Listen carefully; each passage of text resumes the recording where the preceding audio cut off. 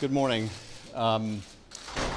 We were informed about an hour and a half ago that by the attorney for Ambassador Sondland that the State Department would refuse to allow him to testify today.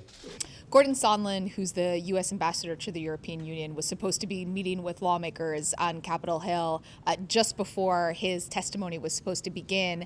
His attorney said that he had been blocked from testifying by the Trump administration. We heard shortly after that from President Trump that wasn't in fact the case. It's part of what we're seeing as the emerging White House strategy here, which is to try to block pretty much all information from the administration going up to Capitol Hill, documents, interviews with people who are currently in the administration. This is an administration that both says it has nothing to hide from lawmakers, but also doesn't want lawmakers to see or hear very much about the impeachment inquiry.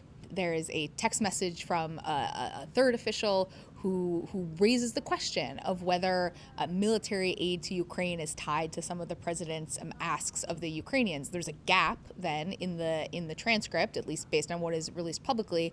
Sondland then responds that the president has been very clear that there's no quid pro quo. What we are told is that in between the question and his answer, he placed a phone call, and that phone call was to Donald Trump. And we are told that Sondland received assurances on that call that there was no quid pro quo for military aid, and he then felt comfortable responding in such. But certainly, lawmakers want to know exactly what happened on that phone call with Donald Trump, any other phone calls that were made, any other calls that Sondland made to other people, any other people from the administration who were talking to him at that point. The answer that we're hearing from him on that front is certainly not the complete picture, according to Democratic lawmakers.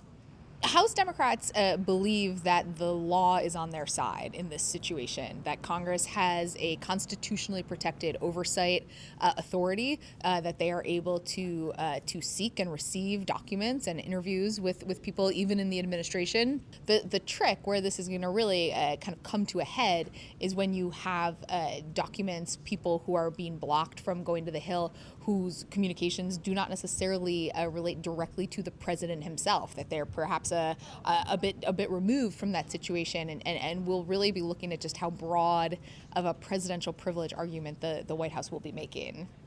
The conversation that I had with the Ukrainian president, Zelensky, was a very good it was a very cordial, very good conversation. The White House is continuing to lay out a strategy of just say no to everything that the Hill is asking for. This is a president who sees this as a completely politically motivated investigation.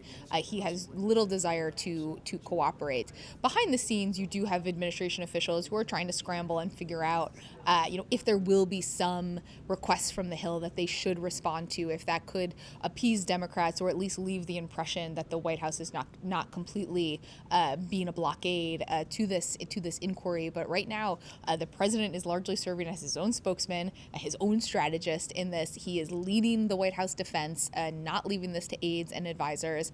It really puts him at the forefront of what is the biggest question surrounding his presidency right now.